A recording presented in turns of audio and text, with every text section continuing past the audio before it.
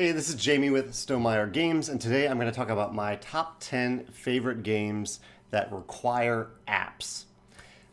So these are kind of digital hybrid games, games that are built for the purpose of playing on the tabletop, but they require some sort of app to use and play the game. I'm going to run through my top 10, and actually there are only 10 of these games that I've played, so I just barely put together a top 10 here. As well as a design discussion and kind of a publishing production discussion at the end about why Stonemaier Games has not released a game that requires an app yet. And probably won't, honestly. We'll get to that at the end. So number 10, put my list on the screen here. Number 10, and this list is kind of focused around not just like the quality of the game and how much I enjoy the game, but also how much the app itself plays into the experience of the game and how much it adds to the experience of the game. Number 10 is Fuse. Fuse is a game that I've only played once. It's been a long time. It's a real-time game involving a lot of dice rolling where I believe you're trying to defuse bombs, but it's been a long time since I played. But I do remember playing it. I know that I have played it, and it is one of these games that requires an app. Although the app is really just a timer, as I recall. It's mostly just counting down. And I don't want to discredit that because the timer is really important to the game. It is a timed real-time game, and that adds to the experience of the game that you feel this urgency in real time. And the app that they use actually really helps in particular because it's ratcheting up the tension as it goes. It's not just a silent timer like the timer on your phone playing in the background. You are listening to this app count down and feeling that tension grow as it counts down, as the music escalates a little bit. And so I, even though it is essentially just a timer, I think it did a good job with that timer, and that is Fuse, my number 10. My number 9 is the Unlock series. This is a series of escape room in a box style games. And the app helps you decide whether or not you've solved certain puzzles or not, for the most part. At least I think the 2 or 3 unlocks I've played, it mainly served that purpose, where you'd type in a few numbers and it would tell you if you solved the puzzle or not. The app also instructs you which cards to take out of the pool of cards to look at as you play. It's at number 9. I mean, because it's a perfectly fine game. I mean, I've enjoyed Unlock. I think the app does play an important role in it. It's probably essential. There is another style of escape room games called Exit that doesn't use an app. It uses kind of this decipher wheel, and that's pretty cool too. So I don't want to say that an app is required for an escape room style tabletop game, but I think Unlock does a pretty good job with their app. Number 8 is on my list. It's Alchemists. This is a game, this is a kind of a big, heavy Euro game with a strong deduction element. And that isn't a style of game that I generally gravitate towards. I don't mind light deduction games, but it's a very heavy, thinky game. It's an impressively designed game. And the app helps you decide, you're kind of using the app to deduce what the alchemical mixes mean in the game. So you might plug in a few different kind of ingredients and then see what the result is. And you learn from that result if those are ingredients that it kind of defines what the ingredients are and what types of things they produce. I'm stumbling through this a little bit because I've only played it once. It was not a game that I wanted to play again. I'm glad I played it because it was such an impressive design, but it's such a brain burn, even with the app, that I didn't really want to play again. However, the app is pretty important for the game to help you figure out what those different combinations mean. And this is a great case of an app adding replayability because the app can create a completely different meaning for the ingredients on any given game. It also means that you don't need... In fact, the game, I think, offers a variant where one person essentially acts as the app, which shows how important the app is in this game, that you would need a whole other human being to be able to check what other players are trying to do with their ingredients to figure out what they mean and if they work in that certain combination or not. So the app is really important in that way, and I admire the way they used it in Alchemists, my number 8. My number 7 is Mask of Anubis. This is a really, really clever game where you have this elaborate Egyptian mask that you actually put on top of your head. The phone is inside the mask. Like, you put your phone inside the mask and you look into this phone, and as you put the mask on, the thing that you're seeing on the screen is the first person perspective of the inside of a pyramid, and you are standing still looking at a certain part, like an intersection of this pyramid, and you're describing to the other players cooperatively what you're seeing. And then you'll pass the mask over to someone else, and they will describe what they're seeing. And they're being thrown into a different part of the pyramid from a different perspective, and they're not told where their perspective is in comparison to yours. And meanwhile, all the other players at the table are arranging tiles to try to get them to match up with what you are seeing, and trying to get all the different pieces, all these different perspectives to align so that you can figure out your position in this pyramid. It's a very clever game. I mean, as I'm sure you can tell from the way I'm describing this, even if you haven't heard of it, that the idea of using each player's perspective to look at different things and communicate those things to other players is really, really cool. This actually probably should have been on my recent list about games with hidden information that you need to use your eyes to look at, hidden visual information. The only reason it isn't higher is that it felt a little bit like a novelty to kind of play it once, and that was good enough. Even though it's a short, cooperative, and clever cooperative game. And also the visuals weren't quite as clear as maybe they could have been. But still, it's an impressive game. I don't want to, again, discredit any of these games, because it is very impressive what they put together. A very clever idea that would not really work without the app. So that is Mask of Anubis, my number 7. My number 6 is Dropmix. Dropmix is a ton of fun. This is a musical creation game, basically. And it's a lot more, the reason it's really not higher on this list, because it is so much fun, is that it's a lot more of an activity than a game. There might be a way to win this game. I am not aware of it. The only times that we've played it, we've kind of just created music together, which is really cool. I'm not a musician. I'm not someone who knows anything about music, but it is really cool in this game where you have this giant platform that you put cards on, at different types of cards at different positions, create a different beat or a different, they change the music a little bit, the way they might add an instrument to the music. And there's actually a speaker that you use your phone speaker to play the music that you are creating collectively as a group. And it's an awesome activity to feel like you are creating something with other people. Certain songs work better than others, and you're kind of just putting your cards down to figure out what works and what doesn't work. It's a great activity. I wouldn't really, again, I don't know if I'd call it a game, at least the way that I think most people probably play Dropmix, but I've had a lot of fun with my experiences of it, and it's just a totally impressive use of both a combination of hardware and software to create that experience. So that's Dropmix, my number 6.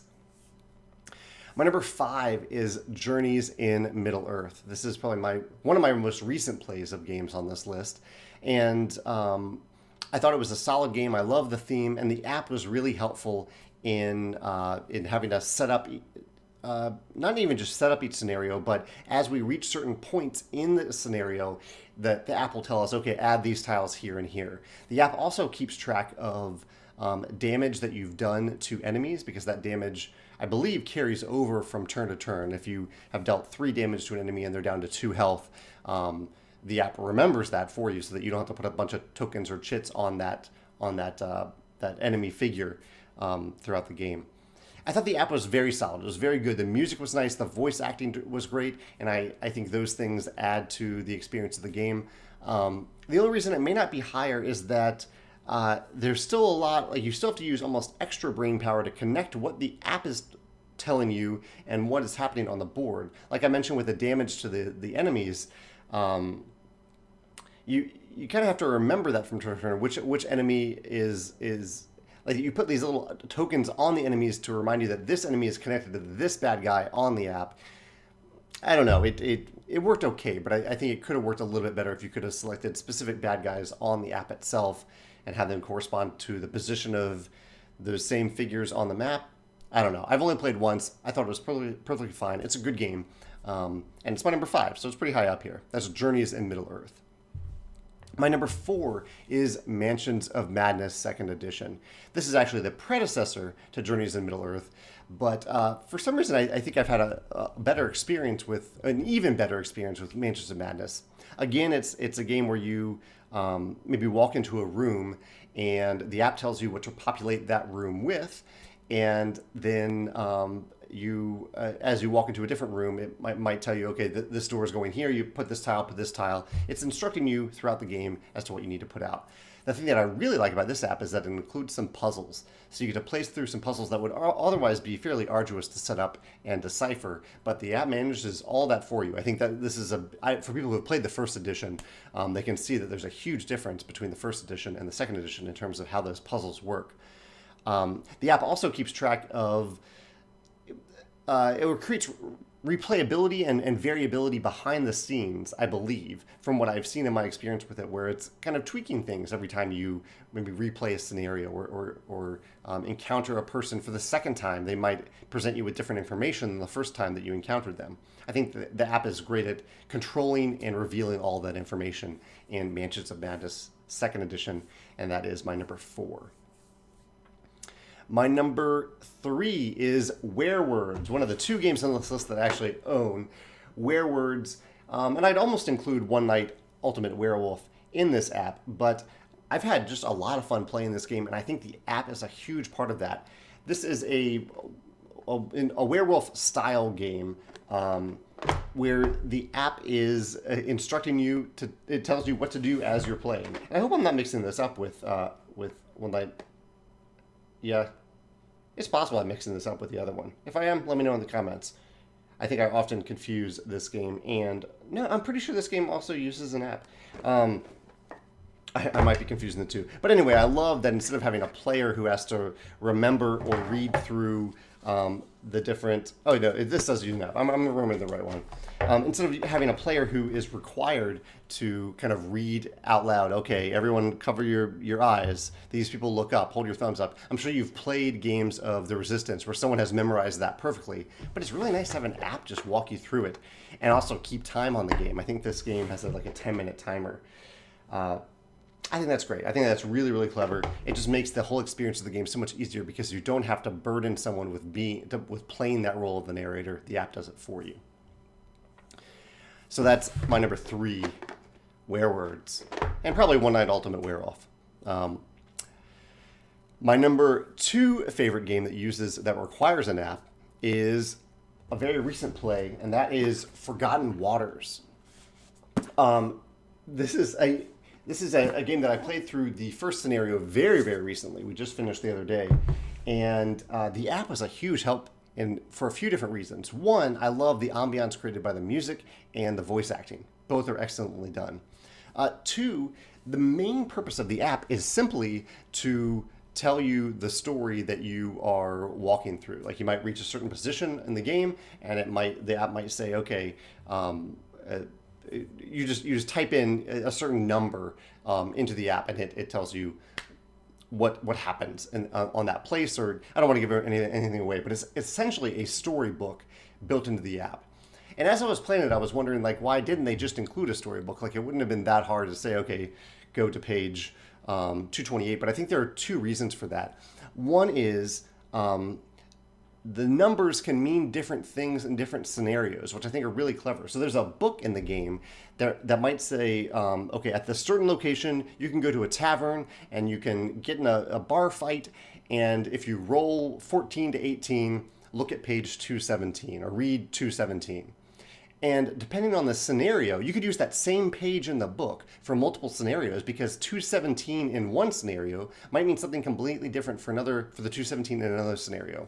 Again, you could use a book for this, or multiple books, but I think the app just does it really well, and it creates a lot more replayability because they can release new scenarios that are just on the app, and you can use the same hardware that's included in the game for those same scenarios. The other reason is that it just takes away, like, it's a lot easier to type on the screen 217 than it is to flip through a book and find 217. And the app reads it to you rather than having a person read it out loud.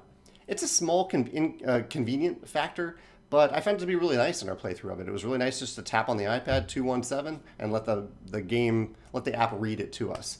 So I think the app, I really appreciate the addition that the app added to enhance the experience of Forgotten Waters. That's why it's my number 2.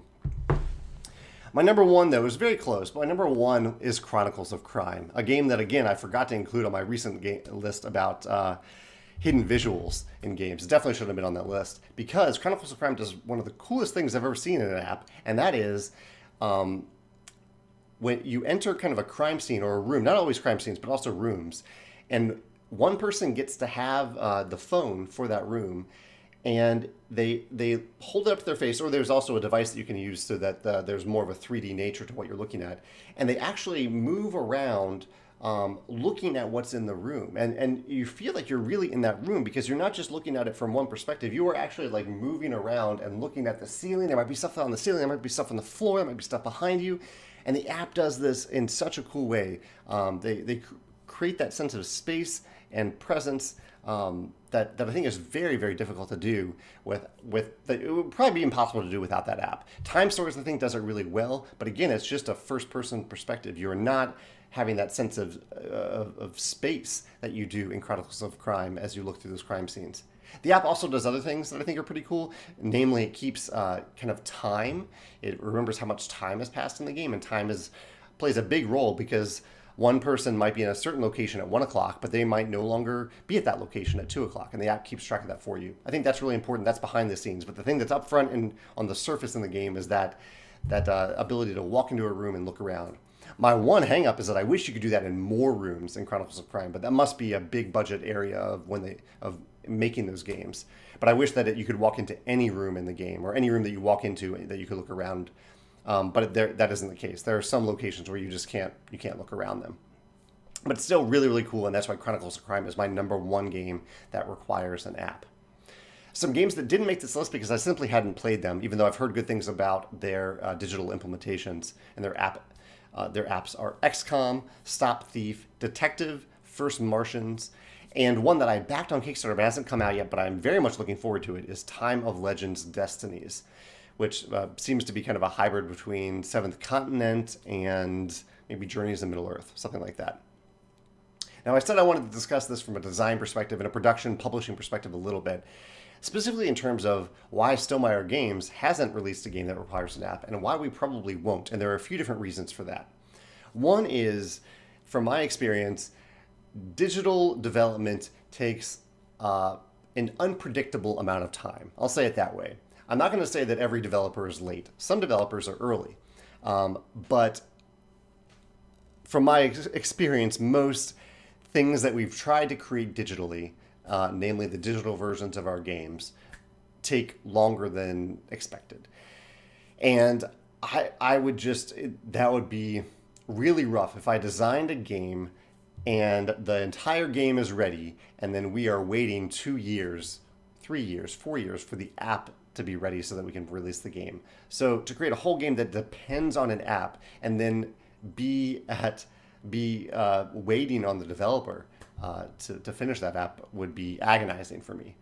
Another aspect kind of related to that is the amount of control that I have.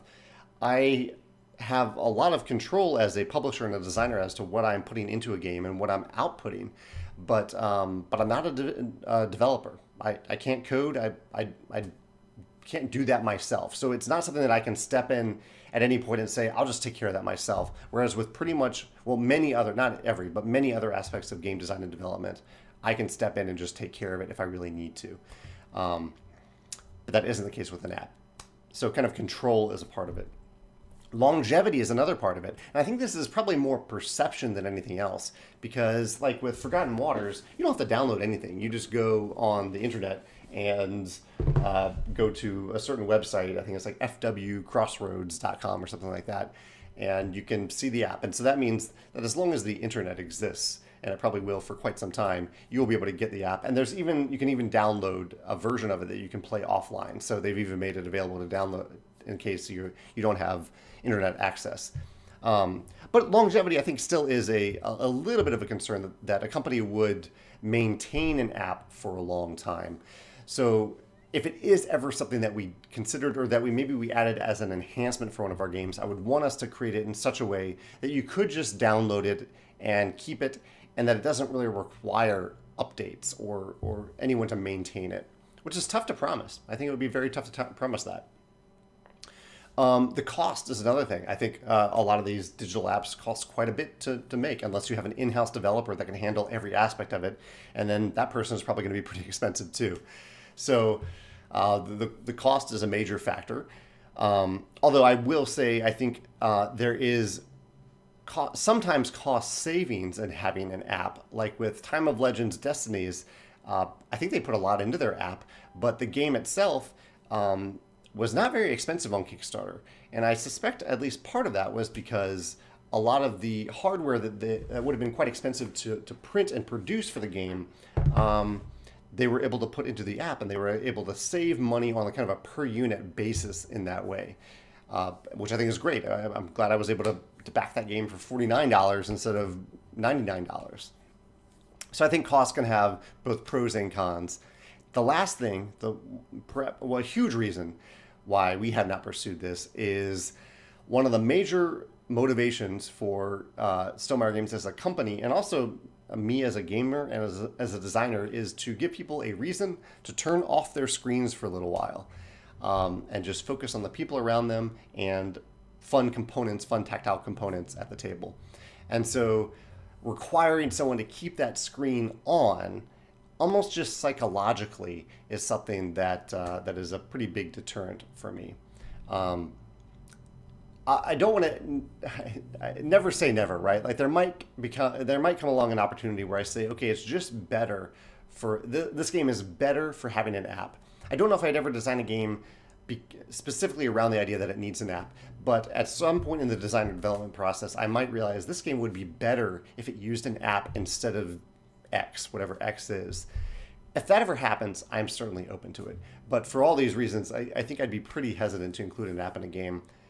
And at the same time, I applaud these companies that have gone out of their way to enhance the experiences of their games. All 10 of these games on the list, I think they are better for having the app. And I applaud them for putting through the extra time and effort and resources and cost to creating and maintaining that experience for gamers. That's my top 10 list for games that require apps. I'd love to hear your thoughts on these games, and I'm sure I've missed some things that you might want to highlight about what the apps do so well that are better than if they had a physical component trying to do that thing. And if there's any game that you would like to put on this list, feel free to add it to the list as well, especially if it's a lesser known game. I kind of hit some of the big ones here, but there are some games that are much lesser known that probably use apps that are pretty cool too. Thanks, and I look forward to hearing your thoughts in the comments.